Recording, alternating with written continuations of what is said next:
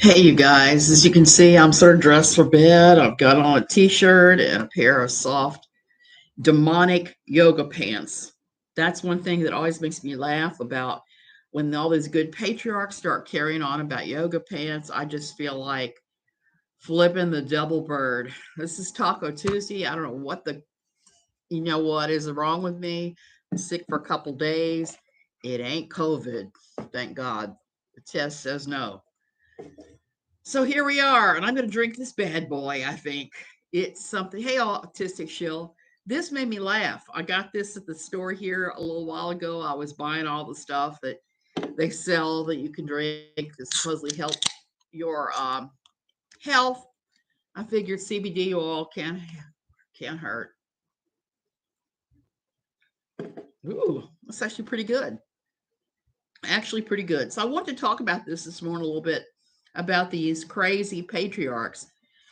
Lately, I've been seeing more and more of their crazier posts. And here's the thing about these guys. I'll adjust this a little bit. They have gone into like the strangest spaces, and their wives are actually competing to see who is the holiest. That's one thing that I observed in my old Quiverfull world, and with all the people I knew from various religious spheres and various churches. There was always a competition between anything, I mean, to do with it. Example, if you were to say in a prayer group, oh, I was awake until midnight praying for the overturning of Roe v. Wade, for example, the next person would say something like, oh, I stayed up all night praying for Catholics to see the light and stop aborting, not realizing that Catholics are anti abortion too. The next person would go higher. So it's this constant high level engineering until it becomes like mountaineering. They're jumping in these weird places and you end up in something strange like, oh my gosh, I stayed up for 3 days praying for the souls of every aborted baby, every mother who aborted, blah, blah, blah. I stayed up, I didn't eat, I fasted until blood came out of my eyeballs. You're going, oh, how did we go from praying for a few simple hours for Roe v. Wade to be overturned to that? So that's kind of what we're talking about today. It's part of one of the things. This has more to do with being a submissive wife, that Titus 2 thing that a lot of these women preach, a lot of men and women talk about, but they don't talk about how it becomes a competition between them until it goes into some weird spaces. So this week it was some weird spaces, some incredibly weird spaces.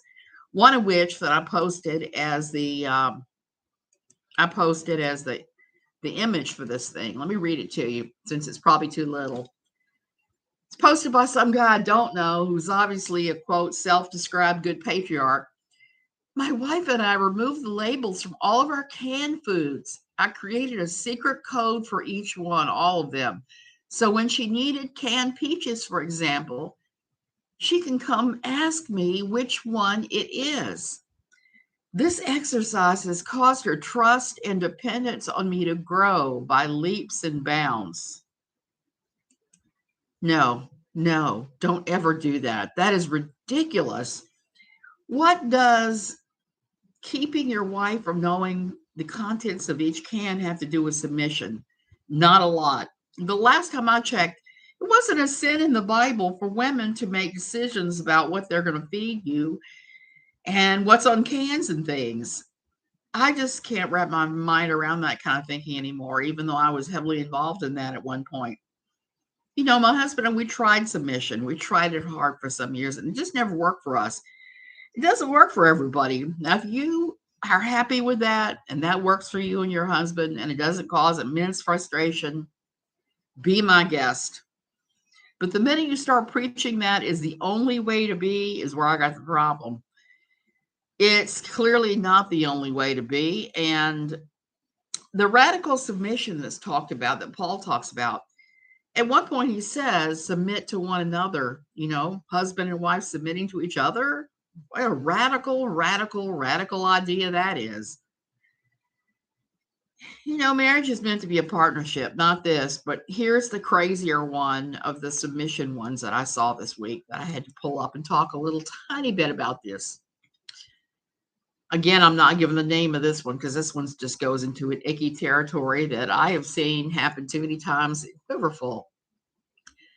After a long year, my husband finally believes I'm ready to carry his child in my womb, to feed them with my body, to give him my whole body for his descendants. I'm ready to receive his seed, to become fully his.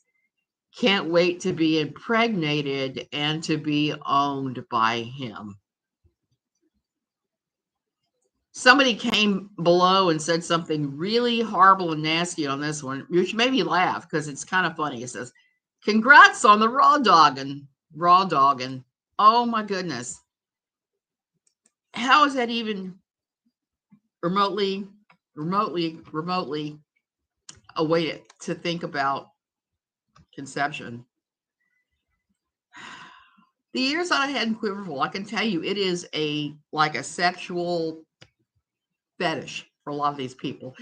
It really is. And it got so bad at one point when I was there that someone introduced me as their semi-heathen friend who only had 2 children. Well, I have 3, so.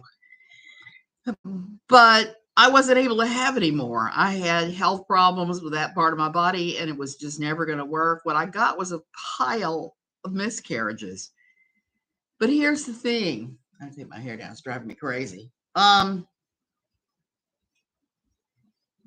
Ooh, I just pulled out a handful too. That's not normal. And recently I had started doing a Righteous Gemstones review.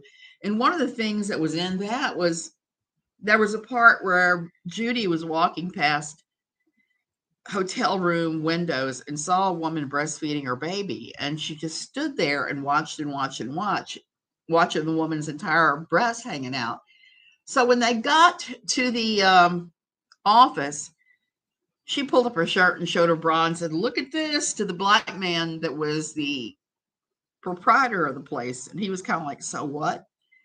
That is one of the things that goes in with all this too. They fetishize pregnancy. They make pregnancy a sexual fetish. They make breastfeeding a sexual fetish, which kind of blows my mind. I breastfed my kids, all 3 of them, and there is nothing sexual about that at all. But there's something about when you repress these kinds of sexual desires and everything, and you tell your people that having any sexual thoughts is sinful, you end up in these weird places. You end up with the Josh Duggars of this world. You end up with this lady saying all this about welcoming in the seat of her husband. You end up with that weirdo earlier in the year who wrote a book where he said that semen was a holy sanctifying thing